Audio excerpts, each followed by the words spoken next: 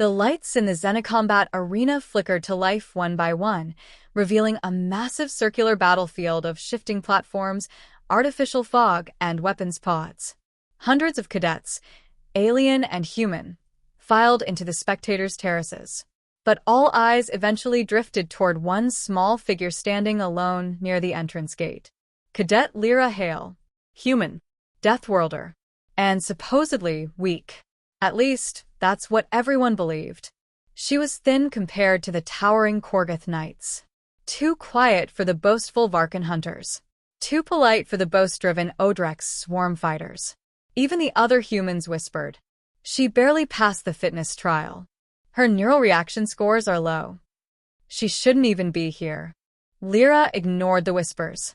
She simply tightened the straps of her old, scratched combat vest, an outdated Earth model centuries old, and waited for her name to be called. The vest was dull brown, patched in dozens of places, and still had an old Earth emblem stitched on the shoulder. The other cadets laughed at it every day. Not today. The exam. A booming voice echoed across the dome. Cadet Lyra Hale. Enter the combat arena. The crowd quieted in anticipation. Her examiner descended from the upper platform, a massive, armored instructor with obsidian skin and glowing amber eyes. Instructor Vorkernashen, veteran of 14 wars. Breaker of battle mechs with his bare hands. He glanced at his holopad, then at Lyra and frowned. A human? No partner? No exosuit? This is a 3-phase survival gauntlet, he rumbled. You may forfeit now. Lyra simply replied, I'll proceed. A wave of murmurs rolled through the audience. The instructor opened his mouth to argue, but something stopped him. His eyes flicked to the emblem stitched on her vest. He froze. His voice lowered, barely above a whisper, like he had seen a specter. Where did you get that jacket? Lyra blinked. It was my grandmother's. Why? But the instructor said nothing. He slowly stepped back and gave the signal. Begin. The hounds. The arena floor split open, releasing 6 cybernetic razorhounds. Their metal claws scraped sparks against the tiles as they formed a circle around her. Lyra inhaled once, slowly. The creatures lunged. Instead of fleeing, she charged forward. Aliens gasped. Humans stood up in shock. Instructors leaned forward. Lyra leapt toward the nearest hound, placed one boot on its snout, vaulted over it, and with a fluid twist, ripped out its sensor array. The creature convulsed and collapsed. 2 more snapped at her heels. She slid under one, grabbed its servos, and flipped it into the other, metal crashing into metal. She sprang up, using the fallen machine's back as a launching pad, and delivered a spinning heel kick that smashed through its cranial plating. 3 down. The last 3 circled warily, confused by prey that acted like a predator. Lyra crouched. She whispered something, words no one could hear. Then she sprinted, a blur of motion, striking with surgical precision. It took her 9 seconds to disable the remaining hounds. When she stood still again, 6 hulks of sparking metal lay around her. The arena was silent. Instructor Vorker stared, stunned, whispering again. That fighting style impossible. The arena shift. The arena walls opened, revealing spinning platforms, energy pits, and retracting floors. The section became a vertical obstacle course, one designed to overwhelm. Lyra exhaled, rolled her shoulders, and ran straight into it.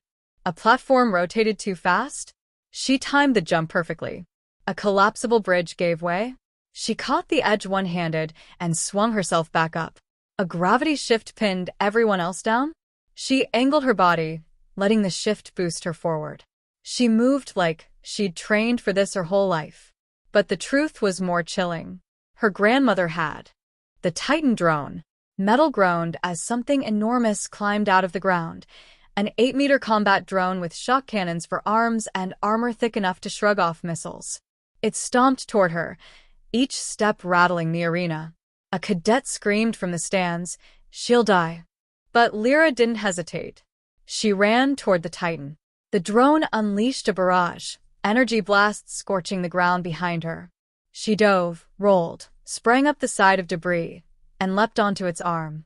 She climbed the giant machine like a ladder, dodging piston strikes and shockwaves.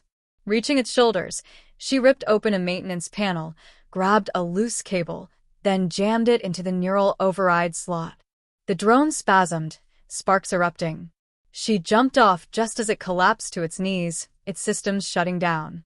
Silence. Thunderous silence. Then, the audience exploded in shouts. Cadets cheered. Some aliens pounded their fists against the railing. Humans yelled her name.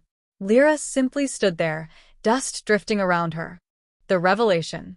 Instructor Vorker approached slowly. His massive frame cast a shadow over her, yet he bowed his head. "You," he said quietly, "have no idea what that emblem means, do you?" Lyra shook her head. Vorker lifted the edge of her jacket gently, reverently. "This is the insignia of the 1st Earth Defense Cohort, humanity's most feared combat regiment during the Titan Wars. The ones who survived Hellfall. The ones who walked out of a battlefield where even war machines refused to look." He stepped back. "Your grandmother was one of them." Lyra's breath caught. "She never told me." Vorker's voice lowered again, that same shaken whisper from before. "She did not tell you because names like hers are spoken with awe, with fear, and with respect." He tapped his chest. "Deathworlder is not an insult. It is a warning." The crowd fell silent. The instructor raised his voice, shouting, "Lyra Hale, by right of blood and by display of unmatched skill, you have passed the exam with the highest rating in a decade." Roars shook the arena. For the first time that day, Lyra allowed herself a small smile.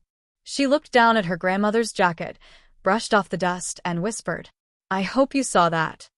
Because today, they thought she was weak. They thought she didn't belong. But today, she redefined what it means to be a Deathworlder. Humanity once again reminded the galaxy. Never underestimate someone from the most dangerous world known to sentient life.